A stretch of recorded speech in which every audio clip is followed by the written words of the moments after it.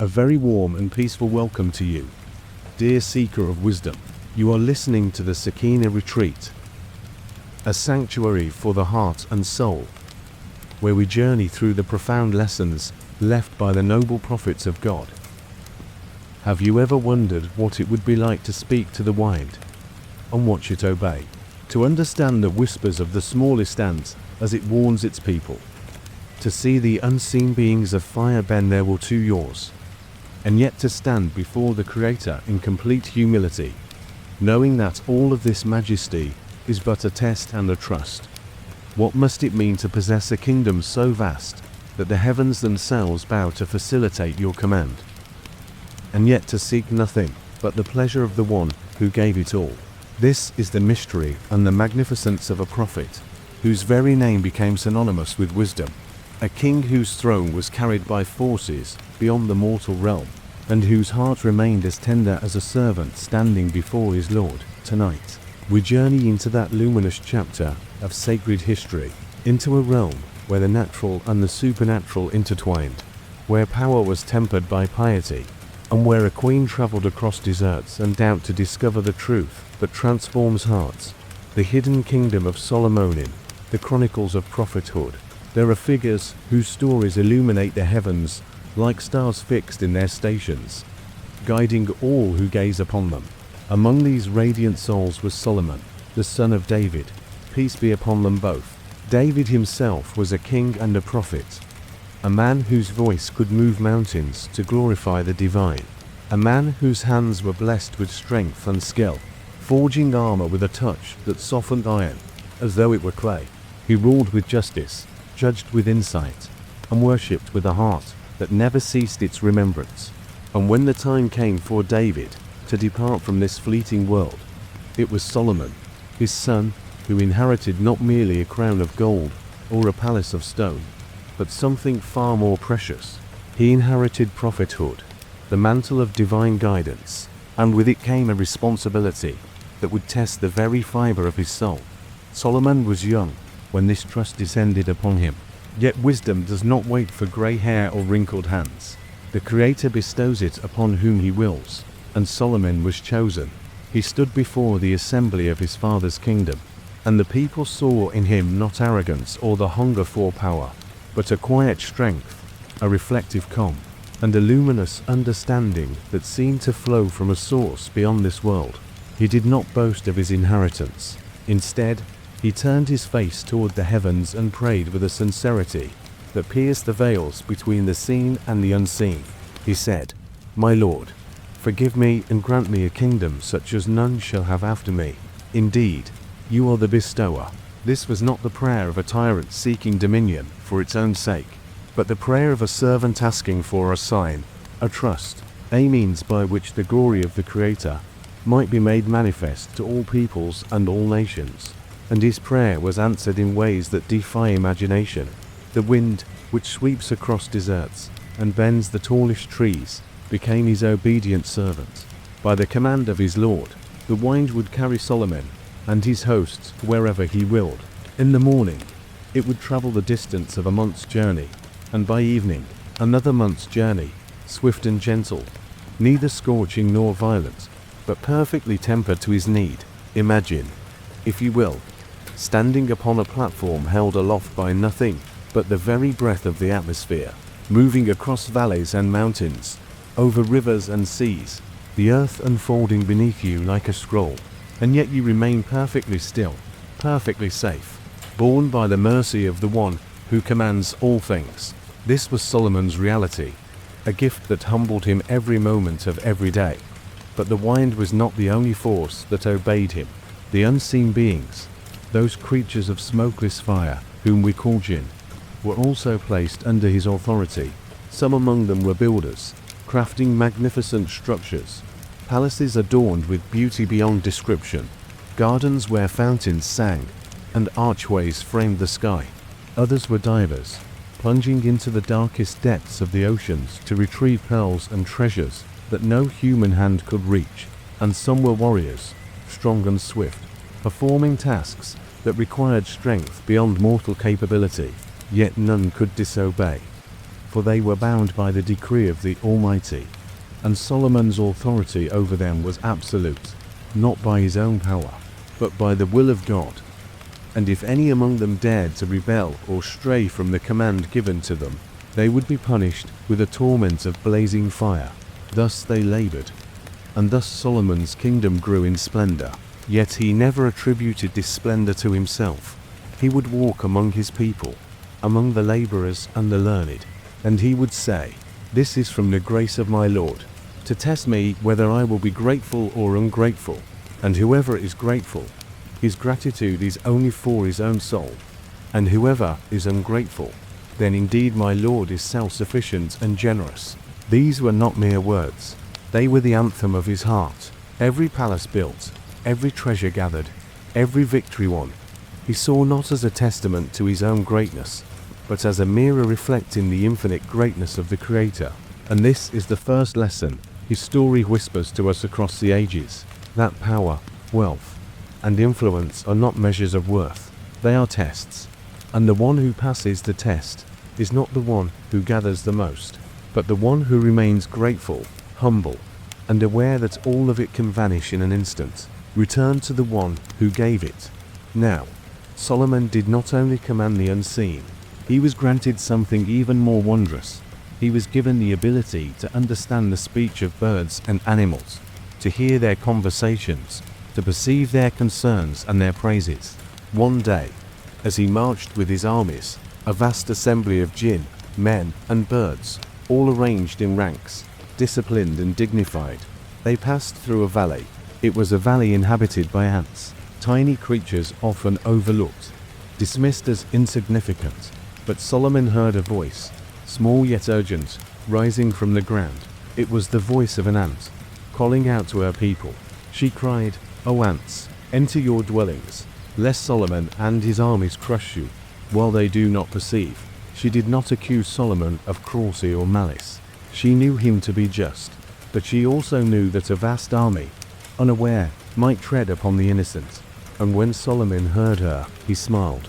He smiled with gratitude, with wonder, with a profound recognition of the Creator's wisdom. He stopped his entire procession, this mighty assembly that could have continued without pause, and he turned to the heavens and said, "My Lord, enable me to be grateful for your favor, which you have bestowed upon me and upon my parents, and to do righteousness of which you approve, and admit me by your mercy into the ranks of your righteous servants." A king who stops for an ant, a prophet who smiles at a warning meant to protect the smallest of lives. This is the character of Solomon. This is the measure of his greatness, not in the wind that obeyed him or the jinn that built for him, but in the tenderness of his heart, in his recognition that every creature, no matter how small, has value in the sight of God, and that every blessing, no matter how grand, is an opportunity to bow lower in gratitude. But the story does not end in that valley. There were greater trials ahead, greater revelations to unfold. Among the birds that flew in Solomon's ranks was the hoopoe, a bird with a distinctive crest, sharp eyes, and an ability to see what others could not. One day, Solomon inspected his assembly and found the hoopoe absent. His absence was not trivial. In Solomon's kingdom, every creature had a role, a responsibility. An absence without reason was a failure of duty. Solomon said, "Why do I not see the hoopoe, or is he among the absent? I will surely punish him with a severe punishment, or slaughter him, unless he brings me a clear authority." The words were firm, the tone of a leader who values order and accountability. Yet even in this firmness, there was justice. He did not condemn without hearing. He gave the hoopoe a chance to explain, and the hoopoe did return, but not with empty wings. He came bearing news, extraordinary news, that would set in motion events of profound significance. He said, "I have come to you from Sheba with certain news. Indeed, I found a woman ruling them, and she has been given of all things, and she has a great throne. I found her and her people prostrating to the sun instead of God. And their adversary has made their deeds pleasing to them and averted them from the way, so they are not guided." The hoopoe spoke with urgency, with a sense of mission, He had witnessed a people lost in error, worshipping the creation instead of the Creator, and he brought this knowledge to Solomon. Knowing that the Prophet would act, Solomon listened carefully. He did not dismiss the bird's report, nor did he rush into action. Wisdom does not leap without looking, he said. We will see whether you have told the truth or whether you are of the liars. He then took a letter, a message sealed with his authority, and instructed the Hoopoe to deliver it to this queen and her people, and then to stand aside and observe their response. The letter was simple, direct, and filled with the weight of divine truth. It began with the invocation, in the name of God, the most gracious, the most merciful, and then continued, be not haughty with me, but come to me in submission. It was not a threat of war, not a demand born of arrogance, but an invitation to truth, a call to recognize the one who created the sun they worshipped, the one who fashioned the throne they sat upon, the one who gave them all they possessed. Far away, in the land of Sheba, there ruled a queen of great intelligence and authority. Her name has been remembered across generations, though her title alone speaks volumes. She was a woman in a world dominated by men, yet she commanded respect, loyalty, and wisdom. Her kingdom was prosperous, her throne magnificent, and her people content. Yet despite all her earthly power, she and her people bowed to the sun each morning, mistaking the gift for the giver, the creation for the creator. And then one morning, a bird arrived, a Hoopoe, bearing a letter sealed with a seal unknown to her. She opened it, read its words, and felt something shift within her. This was not the message of a conqueror seeking plunder. This was the message of a prophet calling to something deeper, something true. She gathered her council, the nobles and advisors who had served her faithfully. She said to them, O eminent ones, indeed a noble letter has been delivered to me. It is from Solomon, and it begins, in the name of God, the most gracious, the most merciful. Be not haughty with me, but come to me in submission. She did not dismiss it. She did not mock it. Instead, she sought counsel, demonstrating the mark of a true leader, one who listens before deciding. She said, advise me in my affair. I do not decide a matter until you are present with me. Her counsel, as is often the case with those who wield power without wisdom, responded with bravado. They said, we are people of strength and of great military might, but the command is yours, so see what you will command. They were ready for war, ready to defend their pride and their sovereignty with swords and shields. But the queen was wiser than that. She understood that wars, even when won, leave wounds that never heal. She said, indeed kings, when they enter a city, they ruin it and render the honored of its people humbled, and thus do they do. She knew the cost of conflict, and she chose a different path. She decided to send a gift, a gesture of diplomacy, a test to see whether this Solomon was a king like any other, hungry for wealth and tribute, or whether he was something different. She sent emissaries bearing treasures, gold and jewels, items of great value and beauty, hoping to appease him or perhaps to buy time. But when they arrived at Solomon's court, they found a king unlike any they had ever encountered. Solomon looked upon the gifts, and he was not impressed. He was not moved. He turned to the emissaries and said, do you provide me with wealth? But what God has given me is better than what he has given you. Rather, it is you who rejoice in your gift. Return to them, for we will surely come to them with soldiers that they will be powerless to resist, and we will surely expel them from their humiliation, and they will be debased. His response was not born of arrogance, but of clarity. He did not need their gold. He did not desire their treasures. What he desired was far more precious. He desired their hearts to turn to the truth, their souls to recognize their Creator, and their lives to be lived in submission to the divine will. The emissaries returned to the queen, and they told her what they had witnessed. They spoke of a kingdom unlike any other, a court where discipline and dignity reigned, where the king spoke not of conquest for its own sake, but of truth and guidance. The queen, wise and contemplative, realized that this was no ordinary king. This was a prophet, a messenger of the divine, and to oppose him would be to oppose the truth itself. She made a decision, that would alter the course of her life and the life of her people. She decided to go to Solomon herself, to see with her own eyes, to hear with her own ears, and to judge with her own heart. Before she arrived, Solomon gathered his council. He turned to the assembly of jinn and men and said, "O assembly, which of you will bring me her throne before they come to me in submission?" He was not asking out of greed or a desire to possess her wealth. He was asking because he wanted to demonstrate to her the reality of divine power, to show her that what she worshipped, the sun, was powerless compared to the one who created it, and that even her mighty throne, symbol of her earthly authority, could be brought before her in an instant by the will of God. A powerful one among the jinn, a being of immense strength, said, "I will bring it to you before you rise from your place. And indeed I am strong and trustworthy." This was no small claim. The distance between Sheba and Solomon's kingdom was vast, and yet this being promised to retrieve the throne before the council session ended.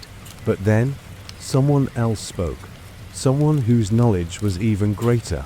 A man, a righteous servant who possessed understanding of the scripture, said, "I will bring it to you before your glance returns to you." And before Solomon could even blink, before his eyes could complete a single moment of sight, the throne of the Queen of Sheba stood before him, magnificent, solid, real. Solomon looked upon it, and he did not exult in triumph. He did not boast. Instead, he turned his face to the heavens once more and said, "This is from the favor of my Lord, to test me whether I will be grateful or ungrateful. And whoever is grateful, his gratitude is only for his own soul. And whoever is ungrateful, then indeed my Lord is self-sufficient and generous." He then instructed his people to alter the throne, to disguise it slightly, so that when the queen arrived, she would be tested. Would she recognize it? Would she see beyond appearances?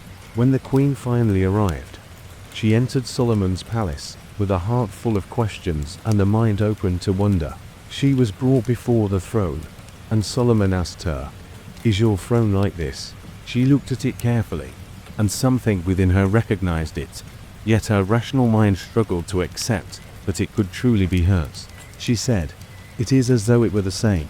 She was cautious, humble, not rushing to conclusions. Solomon and his people had already been given knowledge before her, and they had already submitted to God, while what she used to worship besides God had averted her from the truth.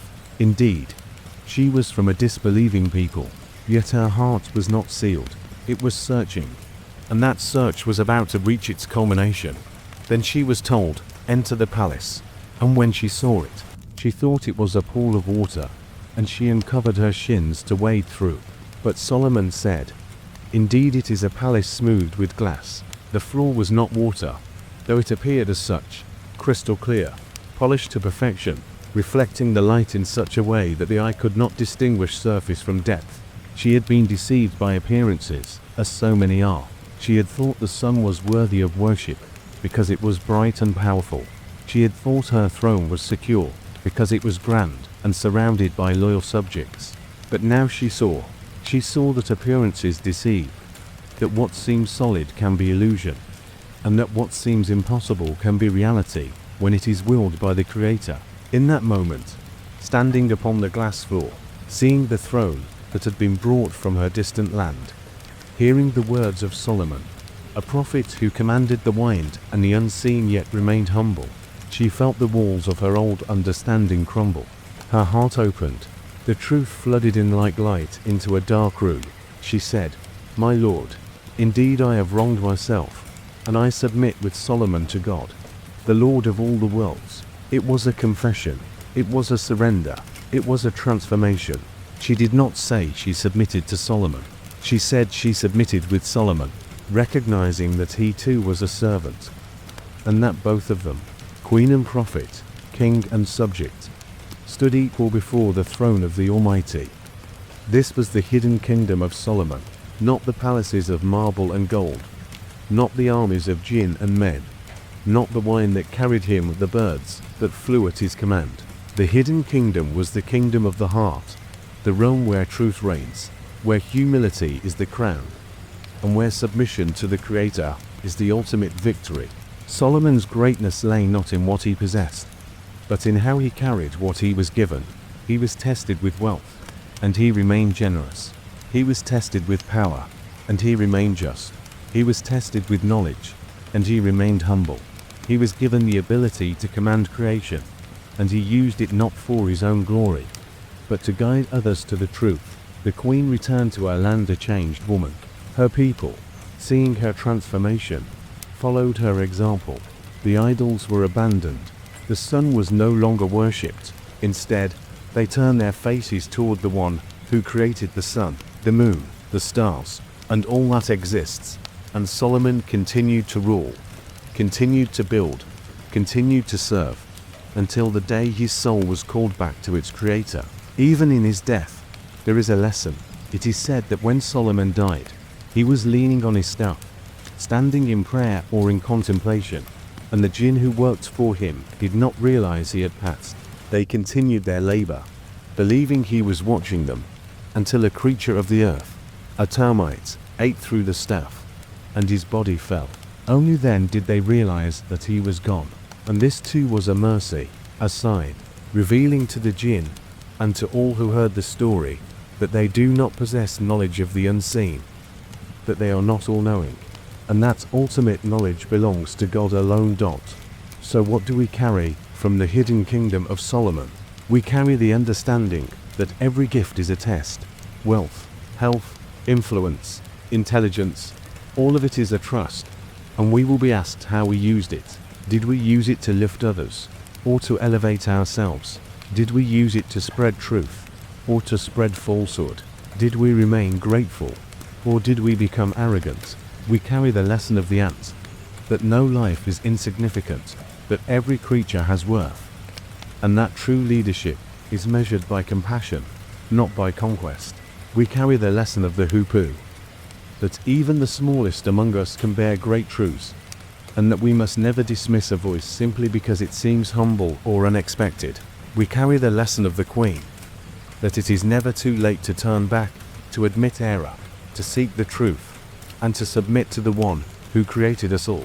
And we carry the lesson of Solomon himself, that power without humility is tyranny, that knowledge without gratitude is arrogance, and that a kingdom built on anything other than the remembrance of God is a kingdom built on sand, destined to crumble with the first wind. As you go forth from this story, dear listener, may you carry with you the spirit of Solomon's prayer, not for a kingdom of gold and thrones, but for a heart that remains humble, hands that remain generous, and a soul that remains ever grateful, recognizing in every moment, in every breath, in every blessing, the gentle hand of the Creator guiding you toward what is true, what is good, and what is eternal.